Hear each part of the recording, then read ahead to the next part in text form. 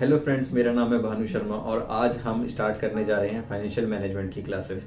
सो अगर आप बीकॉम में हैं, आपके कोई फ्रेंड्स बीकॉम में हैं, तो आप उनके साथ ये लिंक इस वीडियो का शेयर कर सकते हैं ताकि वो घर बैठ के ही फाइनेंशियल मैनेजमेंट सीख सकें। तो फाइनेंशियल मैनेजमेंट क्या होता है? फाइनेंशियल मैनेजमेंट अकाउंटिंग से थोड़ा सा डिफरेंट होता है। अकाउंटिंग के अंदर हम बिजनेस में होने वाली सारी ट्रांजेक्शन को हम रिकॉर्ड करते हैं, लेकिन फाइनेंशियल मैनेजमेंट के अंदर सिर्फ डिसीजन मेकिंग की जाती है। जैसे कोई मशीनरी लेनी है या नहीं, मशीन को लेना हमारे लिए फायदेमंद होगा या नहीं, कहीं ऐसा ना हो कि हम मशीन ले लें और जितना हम उस मशीन से बिजनेस कर पाएं और उतने बिजनेस में हम उसकी कॉस्ट ही रिकवर ना कर पाएं। ये सारी डिसीजन मेकिंग होती है फाइनेंशियल मैनेजमेंट के अंदर, लेकिन अकाउंटिंग को इससे कोई मतलब नहीं है। अकाउंटिंग के अंदर क्या होता है? अकाउंटिंग के अंदर अगर आपने मशीन ले ली है तो उस मशीन को अपनी बुक्स में हमें रिकॉर्ड कैसे करना है, वो हमारा काम है। तो अकाउंटिंग सिर्फ और सिर्फ रिकॉर्डिंग करती है और फाइनेंशियल मैनेजमेंट के अंदर हम डिसीजन मेकिंग करते हैं। तो हमारे जो फाइनेंस मैनेजर होते हैं वो कई तरह के मल्टीपल टाइप्स के डिसीजन मेकिंग करता है फाइनेंशियल मैनेजमेंट के अंदर।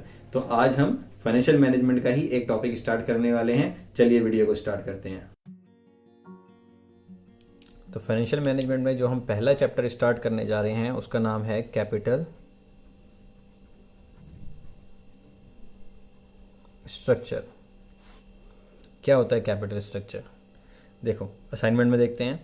कैपिटल स्ट्रक्चर इंप्लाइज डेब्ट इक्विटी रेशियो। कैपिटल स्ट्रक्चर क्या होता है? कैपिटल स्ट्रक्चर किसी भी कंपनी का डेब्ट इक्विटी रेशियो होता है। देयरफॉर रेशियो ऑफ डेब्ट and equity is known as capital structure.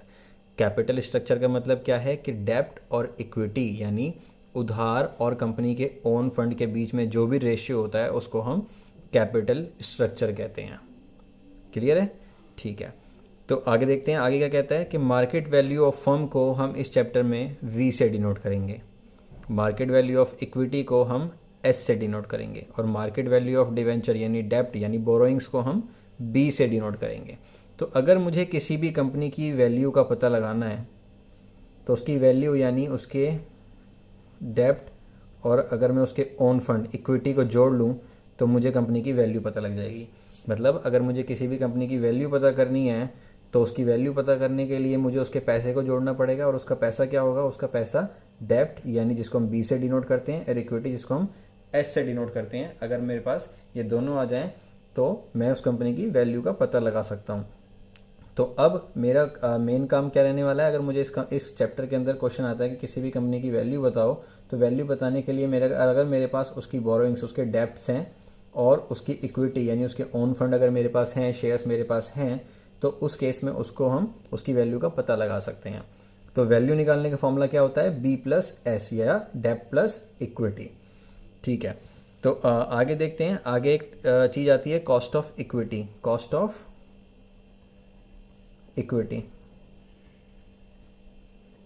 यानी के। अगला क्या है? कॉस्ट ऑफ डेब्ट यानी के डी। कॉस्ट ऑफ इक्विटी और कॉस्ट ऑफ डेब्ट क्या होते हैं कि चाहे कंपनी का वो ओन फंड हो, उसके शेयर्स हों, चाहे कंपनी डिवेंचर इशू करे, दोनों ही केस में कंपनी को भी उनके ऊपर कुछ लागत आती हैं।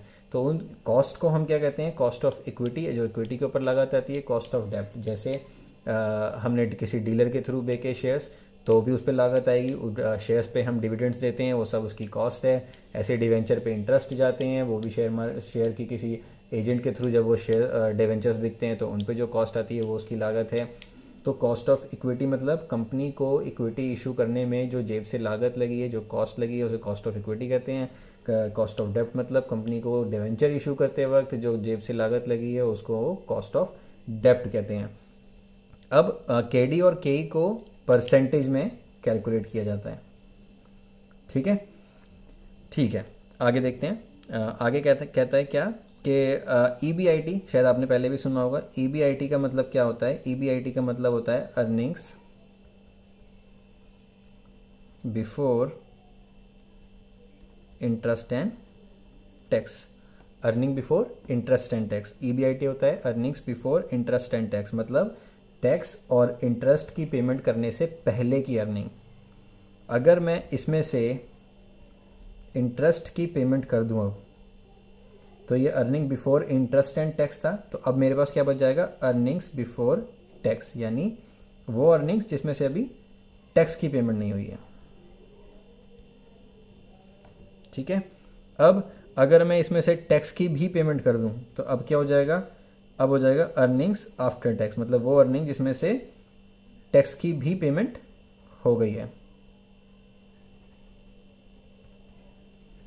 ठीक है, तो ईबीआईटी क्या था, ईबीआईटी था हमारा ईबीआईटी मतलब earning before interest and tax, मतलब वो अर्निंग जिसमें से अभी इंटरेस्ट और टैक्स की पेमेंट नहीं हुई है। अब मैंने अगर उसमें से इंटरेस्ट की पेमेंट कर दी तो अब आ जाता है मेरा ईबीटी यानी अर्निंग्स, अब जिसमें से इंटरेस्ट की पेमेंट तो हो गई है लेकिन बिफोर टैक्स यानी टैक्स की पेमेंट नहीं हुई। अब मैं अगर उसमें से टैक्स की पेमेंट भी कर दूँ तो नेक्स्ट आ जाता है मेरे पास अर्निंग्स आफ्टर टैक्स, मतलब वो अर्निंग्स जिसमें से अब टैक्स की पेमेंट हो चुकी है, तो वो आ गया ईएटी। ठीक है, आगे बढ़ते हैं। अब जैसा कि मैंने आपको बताया कि इसमें हमें वैल्यू ऑफ फर्म निकालना है। वैल्यू ऑफ फर्म निकालने के लिए मुझे बी प्लस एस यानी बोरोइंग्स और शेयर्स के पैसे को जोड़ना पड़ेगा, डेब्ट प्लस इक्विटी को जोड़ना पड़ेगा, तो मेरे पास वैल्यू ऑफ फर्म आ जाएगा। इस चैप्टर के अंदर हमें मेनली डेब्ट्स यानी डिवेंचर्स दिए गए होंगे, तो हमारा मेन काम क्या होगा, हमारा मेन काम होगा हमें इक्विटी की वैल्यू निकालनी है, शेयर्स की वैल्यू निकालनी है। तो इक्विटी की वैल्यू निकालने का एक फॉर्मूला होता है S is equals to E A T plus upon में के ई, S is equals to E A T upon में के ई। तो ई ए टी निकालना हमने अभी सीखा कि अगर मेरे पास ई बी आई टी है तो उसमें से अगर मैं इंटरेस्ट की पेमेंट कर दूं तो वो ई बी टी बन जाएगा यानी अर्निंग्स बिफोर टैक्स। अब मैं टैक्स की पेमेंट भी कर दूं तो ई ए टी यानी अर्निंग्स आफ्टर टैक्स बन जाएगा। तो अब जब मैंने टैक्स की पेमेंट कर ली तो ई ए टी तो मैं इस तरीके से निकाल लूंगा, साथ में क्या एस निकालने का फॉर्मूला क्या बताया हमने, एस निकालने का फॉर्मूला होता है ई ए टी अपॉन में के ई। तो अगर मेरे को क्वेश्चन में के ई मिल जाए और साथ में मैं ई ए टी इस तरीके से निकाल लूँ तो मैं अपना एस यानी शेयर्स की वैल्यू निकाल सकता हूँ। तो अगर अब मैंने शेयर्स की वैल्यू निकाल ली, डिवेंचर्स की वैल्यू क्वेश्चन में की मैंने, तो वैल्यू ऑफ फर्म निकालने के लिए हम वैल्यू ऑफ फर्म भी निकाल सकते हैं। ठीक है, आगे देखते हैं। साथ में एक चीज़ और हमें यहाँ पे पूछी जाएगी, वो होगा क्या, वो होगा केओ। केओ क्या होता है, overall cost of capital. Overall cost of capital, केओ क्या होता है, ओवरऑल कॉस्ट ऑफ कैपिटल। मतलब जो भी हमारी कैपिटल हैं, जितनी भी हमने कैपिटल बिजनेस में इन्वेस्ट कर रखी हैं, चाहे वो हमारा ओन फंड है, चाहे वो हमने डिवेंचर वगैरह या लोन के थ्रू रेज करा हुआ है, तो उस पर टोटल वो कैपिटल रेज करने में जो भी कंपनी को लागत आती है उसे क्या कहते हैं, उसे कहते हैं ओवरऑल कॉस्ट ऑफ कैपिटल। अब केओ निकालने का भी एक फॉर्मूला होता है, ओवरऑल कॉस्ट ऑफ कैपिटल को हम केओ से डिनोट करते हैं, उसको निकालने का भी एक फॉर्मूला होता है। फॉर्मूला क्या होता है, E B I T upon में वी। मतलब जब हम ये वैल्यू ऑफ फर्म निकाल लेंगे तो हम ई बी आई टी को उस वैल्यू फर्म से डिवाइड कर देंगे, तो उस केस में हमारा केओ भी निकल जाएगा। ठीक है, तो वैल्यू ऑफ फर्म निकालने के लिए बी प्लस एस करेंगे। क्वेश्चन में हमें एस गिवन नहीं होगा तो एस निकालने के लिए हमें ई ए टी तक पहुंचना पड़ेगा, तो हम ई बी आई टी में से इंटरेस्ट माइनस करके ई बी टी बना लेंगे, फिर ई बी टी में से टैक्स माइनस करके ई ए टी बना लेंगे। जब ई ए टी मेरे पास आ जाएगा तो फिर मैं एस निकाल सकता हूँ। एस निकालने का फॉर्मूला क्या होता है, ई ए टी अपॉन में के ई। और केओ, केओ जो ओवरऑल कॉस्ट ऑफ कैपिटल अगर वो मेरे से पूछता है तो जब हम एस का यूज़ करते हुए वैल्यू ऑफ फर्म बना लेंगे तो मुझे बस अपने ई बी आई टी को वैल्यू ऑफ फर्म से डिवाइड कर देना है, तो मेरे पास ओवरऑल कॉस्ट ऑफ कैपिटल भी निकल कर आ जाएगा। ठीक है, अब देखते हैं। अब हमारे पास यहाँ पे कुछ अप्रोच आने वाली हैं, जैसे दो अप्रोच हमें मेनली देखने को मिलेंगी, नेट इनकम अप्रोच और net operating income approach, N I approach और एन ओ आई अप्रोच। तो आज जो हम सीख रहे हैं अभी वो है net income approach. Net income approach क्या होती है, net income approach when there are no taxes, मतलब हम नेट इनकम अप्रोच ये वो सीख रहे हैं जब क्वेश्चन में टैक्सेस नहीं है। तो जब भी हम कोई अप्रोच करते हैं उस अप्रोच की कुछ ना कुछ अजम्पशंस होती हैं, तो इसी तरह यहाँ पे net income approach is based on following assumption. इस नेट इनकम अप्रोच की भी कुछ अजम्पशंस हैं। तो पहली अजम्पशन हम देखते हैं क्या है। पहली अजम्पशन ये है कि देयर आर नो टैक्सेस, ये तब एप्लीकेबल है जब टैक्सेस नहीं हैं।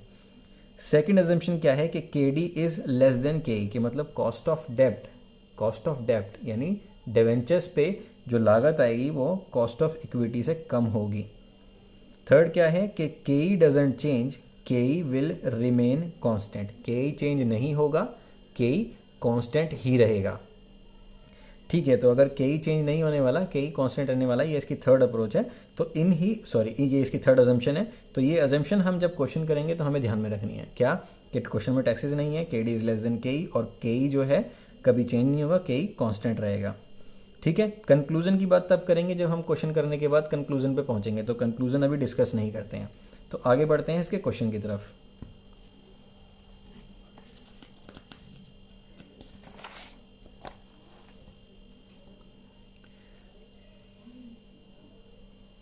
ठीक है, तो क्वेश्चन हमारे सामने है। क्वेश्चन क्या कहता है? क्वेश्चन कहता है कि x limited is having EBIT rupees 6 lakh. X limited having EBIT rupees 6 lakh, मतलब मुझे क्वेश्चन में EBIT मिल गया है। And 9% debentures rupees 8 lakh. 9% debentures rupees 8 lakh, यानी डिवेंचर्स की वैल्यू दी हुई है। डिवेंचर्स की वैल्यू दी हुई है यानी डेप्ट की वैल्यू दी हुई है। डेप्ट मतलब किससे डिनोट करते हैं उसे? यहाँ पे हम B से। तो यानी मुझे क्वेश्चन में B मिल गया। तो यानी मुझे ये पता लग गया कि जो मेरा B है वो 8 लाख रुपीज़ है। अगर मैं अब S निकाल लूँ तो मैं वैल्यू ऑफ फर्म निकाल सकता हूँ। ठीक है, अब डिवेंचर के आगे एक परसेंट रेट लगा हुआ है। डिवेंचर के आगे जो भी परसेंट रेट लगा होता है वो इंटरेस्ट रेट होता है। तो यानी मुझे ये पता लग गया कि इंटरेस्ट रेट कितना है? 9%। आगे कहता है KE 12%। KE क्वेश्चन में दिया हुआ है। KE कितना है? 12%। And there is no tax. There is no tax. ठीक है, तो टैक्सेस यहाँ पे नहीं है। वो कह रहा है कैलकुलेट करो value of firm. Value of firm निकालो और साथ में KO निकालो। तो हमें क्या क्या निकालना है? हमें वैल्यू ऑफ फर्म निकालना है, KO निकालना है। आगे क्वेश्चन नहीं पढ़ते अभी, फिलहाल हम इतना ही करते हैं। सबसे पहले मैं देख लेता हूँ मुझे क्या क्या दिया हुआ है, क्वेश्चन सॉल्व करते हैं। तो हमें EBIT क्वेश्चन में गिवन है कितना? 6 लाख। ठीक है, आगे कहता है 9% डिवेंचर्स, जिसको हम B से डिनोट करते हैं। तो वो कितने दे रखे हैं मुझे? वो दे रखे हैं मुझे 9% डिवेंचर्स रुपीज़ 8 लाख। आगे बताता है कि KE जो है वो 12% है, या 0.12 भी कह सकते हैं। कैलकुलेट करनी है वैल्यू ऑफ फर्म और KO। देखो, वैल्यू ऑफ फर्म मुझे निकालनी है। वैल्यू ऑफ फर्म निकालने के लिए मेरे पास क्या क्या होना चाहिए? B प्लस S, यानी मेरे को अगर B मेरे पास क्वेश्चन में गिवन है, अगर मेरे पास S की वैल्यू भी आ जाए तो मैं वैल्यू ऑफ फर्म निकाल सकता हूँ। लेकिन वैल्यू ऑफ फर्म निकालने के लिए क्या करना होगा हमें? वैल्यू ऑफ फर्म निकालने के लिए सबसे पहले हमें S निकालना होगा। तो क्वेश्चन में मेरे पास EBIT गिवन है, तो मुझे दिया हुआ है अर्निंग्स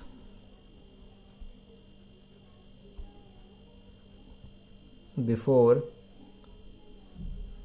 इंटरेस्ट एंड टैक्स। कितना दिया हुआ है?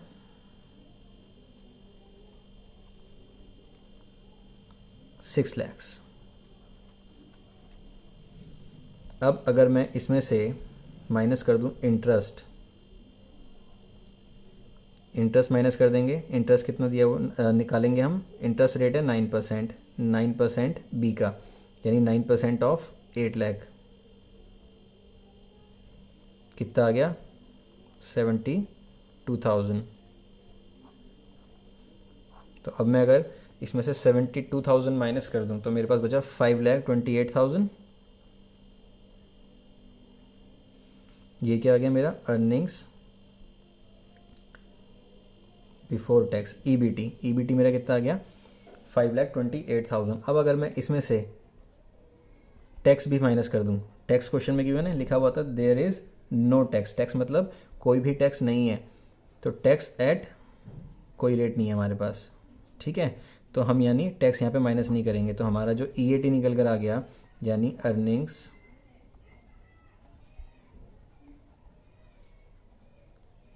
आफ्टर टैक्स, यानी EAT जो मेरे पास निकल कर आया वो कितना निकल कर आया? EAT निकल कर आया मेरा 5,28,000। ठीक है, तो EAT मेरे पास आ गया। क्वेश्चन में S मेरे को गिवन है, तो हमें ये पता है कि क्वेश्चन में KE मेरे पास गिवन है। तो मेरे को ये बात पता है कि अगर मुझे S निकालना है तो मेरा फॉर्मूला होता है EAT अपॉन में KE। तो S निकालने के लिए EAT जो मैं निकाल चुका हूँ वो है 5,28,000, और KE कितना है? KE है 0.12। तो अब अगर मैं EAT को डिवाइड कर दूँ 0.12 से तो मेरा S निकल जाएगा। तो इससे डिवाइड करेंगे तो हमारा S निकल कर आता है 44 लाख। S का मतलब क्या होता है? S का मतलब होता है market value of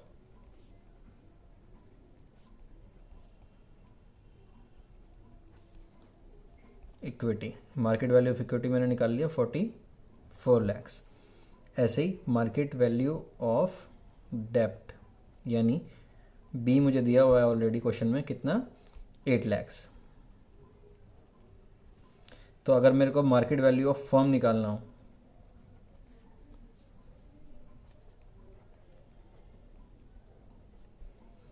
market value of firm यानी वी, तो मेरे को कैसे निकालना पड़ेगा, B plus S, B plus S करेंगे तो यानी बी हो गया मेरा 8 लैक्स प्लस 44 लैक्स यानी 52 लैक्स की मेरी वैल्यू ऑफ फर्म आ जाती है।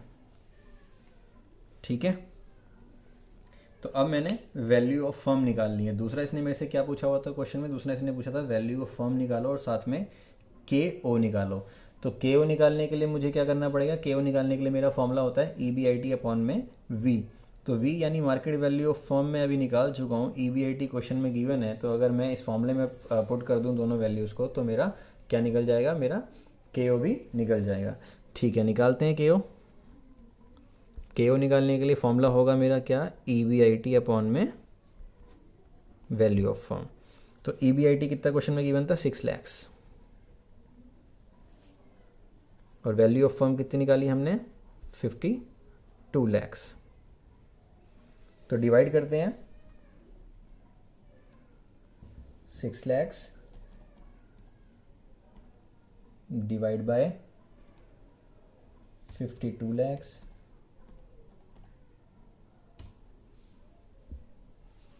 तो ये आया 0.1153। अगर मैं इसको परसेंटेज में लिखूं तो 100 से मल्टीप्लाई कर दूंगा, आ जाएगा 11.53%। ठीक है, तो उसने मेरे से अभी तक जो हमने क्वेश्चन पढ़ा था वहाँ तक उसने पूछा था कि वैल्यू ऑफ फर्म निकालो और के ओ निकालो, तो मैंने वैल्यू ऑफ फर्म और के ओ निकाल दिया है। लेकिन क्वेश्चन यहाँ पे ख़त्म नहीं होता, क्वेश्चन उसने और आगे पूछा हुआ था।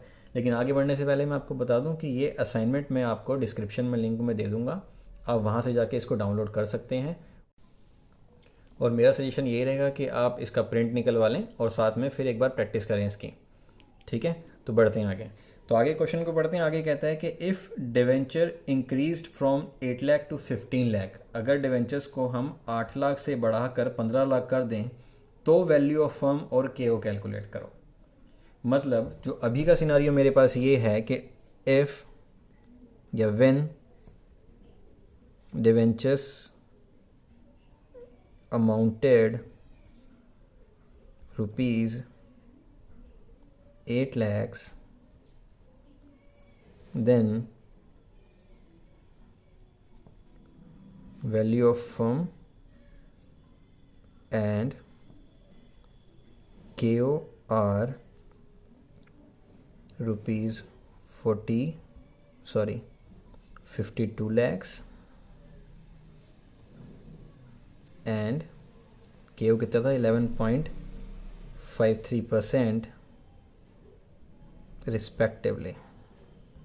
कि अगर मेरे डिवेंचर की वैल्यू 8 लाख है तो वैल्यू ऑफ फर्म और के ओ 52 लाख और 11.53% है। अब वो क्या कहता है कि if debenture increased from 8 lakh to 15 lakhs, ठीक है। अब जो मेरा डिवेंचर है वो 8 लाख से बढ़कर 15 लाख हो जाता है। अगर मेरा डिवेंचर 8 लाख से बढ़कर 15 लाख हो जाता है तो मेरा जो परसेंट रेट है यानी 9% इंटरेस्ट वो कितने पे निकलेगा, अब 15 लैक्स पे। अगर मेरा इंटरेस्ट 15 लैक्स पे निकलेगा तो जो मेरा EBIT था उसमें से इंटरेस्ट कितना माइनस होगा, जो 15 लाख वाला इंटरेस्ट आएगा। अगर मेरा EBIT इंटरेस्ट चेंज हो गया तो मेरा EBIT में से जो इंटरेस्ट माइनस करेंगे तो EAT भी चेंज हो गया। अब मेरा अगर EAT चेंज हो गया तो इसका मतलब मेरे S की वैल्यू भी डिफरेंट आएगी और वैल्यू ऑफ फर्म भी कुछ और निकल कर आएगा, राइट। ठीक है, तो आगे बढ़ते हैं। तो सबसे पहले हमने क्या लिखा था, जैसे हमने क्वेश्चन स्टार्ट किया था हम बिल्कुल वहीं पे आ गए हैं। देखिए, जब हमने सबसे पहला स्टेप हमने क्या लिया था, हमने EBIT में से इंटरेस्ट माइनस किया था और इंटरेस्ट निकला था हमारा 9 लाख पे 8 लाख पे 9%। ऐसे ही अब हमारा जो इंटरेस्ट होगा वो इंटरेस्ट होगा कितना, वो इंटरेस्ट निकलेगा अब 15 लाख पे, राइट। ठीक है, earnings before interest and tax. EBIT कितना था हमारा, EBIT 6 lakhs minus interest. Interest कितना निकलेगा अब, 9% ऑफ 15 लैक्स। ठीक है, तो 15 लाख का 9% आएगा आपका 1,35,000।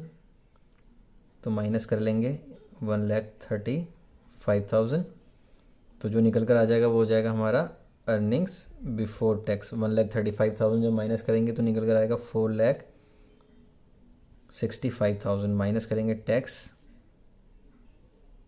जो कि नहीं है, तो जो हमारा अर्निंग्स आफ्टर टैक्स यानी ईएटी निकल कर आएगा, वो आएगा 4,65,000। तो अब मुझे अगर एस निकालना है तो एस निकालने का फॉर्मूला क्या होता है, ईएटी अपॉन में के। तो ईएटी मैंने क्या निकाला है, ईएटी निकाला है 4,65,000 अपॉन में के क्वेश्चन में गिवन है। के क्वेश्चन में गिवन है हमारा कितना, के है 12%, तो यानी 0.12। अब 4,65,000 को डिवाइड करते हैं 0.12 से, तो निकल कर आएगा 38,75,000, 38,75,000। ठीक है, तो एस यानी market value of firm, market value of equity.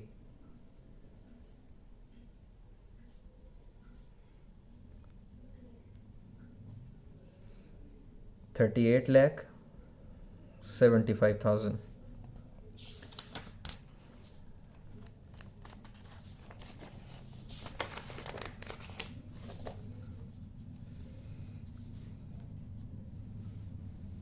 अब इक्विटी आ गया हमारे पास, एस आ गया 38,75,000। ठीक है, और बी यानी जो डिवेंचर्स हैं उसकी वैल्यू है, तो बी है हमारे पास 15 लैक्स।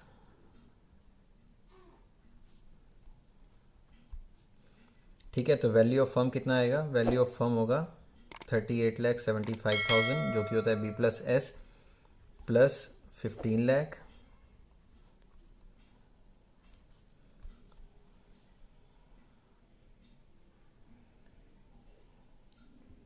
प्लस दोनों को प्लस करते हैं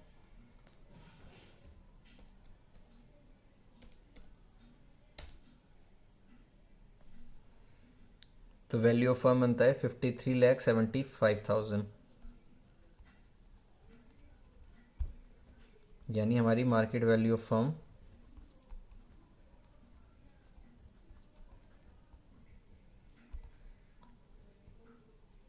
इज इक्वल्स टू कितनी आई, 53,75,000।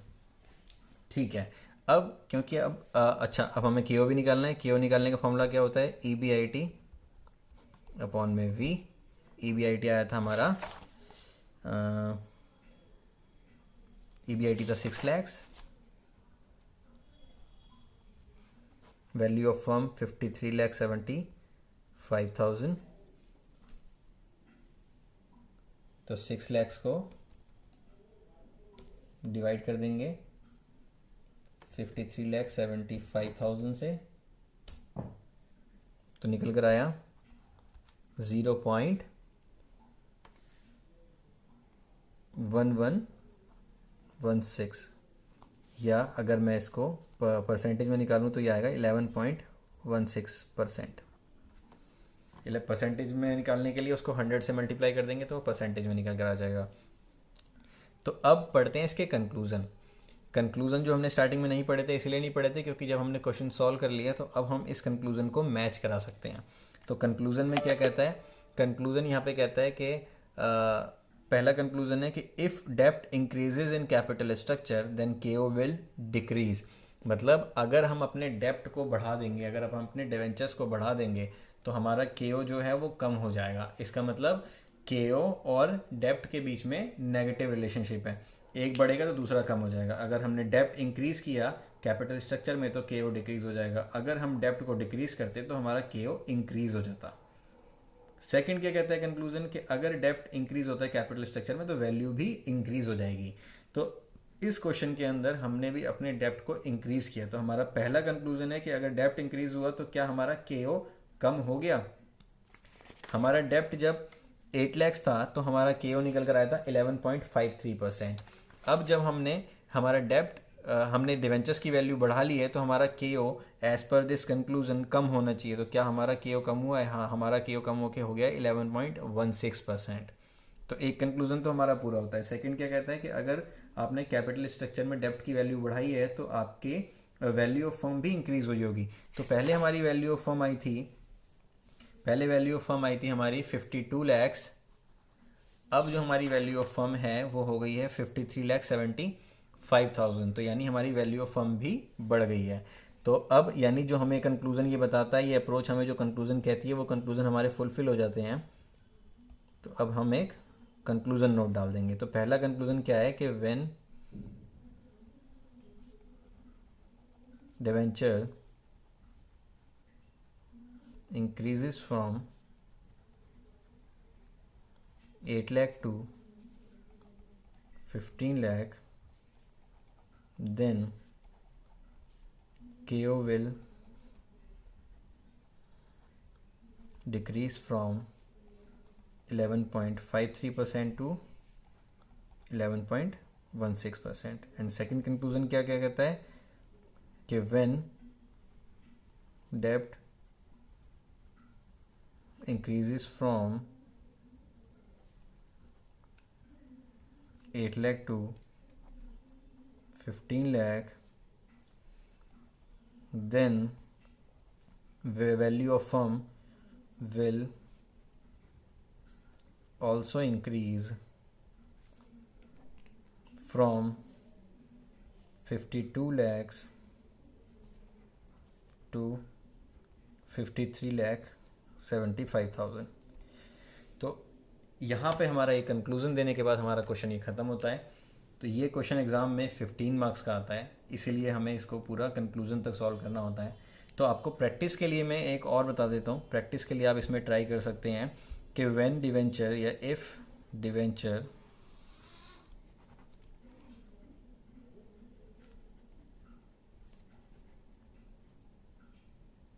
डिक्रीजेस फ्रॉम, पहले हमने 8 लाख से 15 लाख किया था, अब मैं इसको 8 लाख से 3 लाख कर देता हूँ। अब आपको प्रैक्टिस क्या करनी है इसकी कि जब हमारे डिवेंचर्स 8 लाख से 15 लाख हो जाते हैं तो हमने क्या करा था, और अब हमने जो होमवर्क में प्रैक्टिस करनी है वो करनी है कि 8 लाख से अगर 3 लाख हो जाते हैं तब इसकी कैलकुलेशन कैसे होगी और तब क्या डिक्रीज वाली जो कंक्लूजन है क्या वो मैच हो पाएंगे। तो ये आपका प्रैक्टिस का क्वेश्चन है।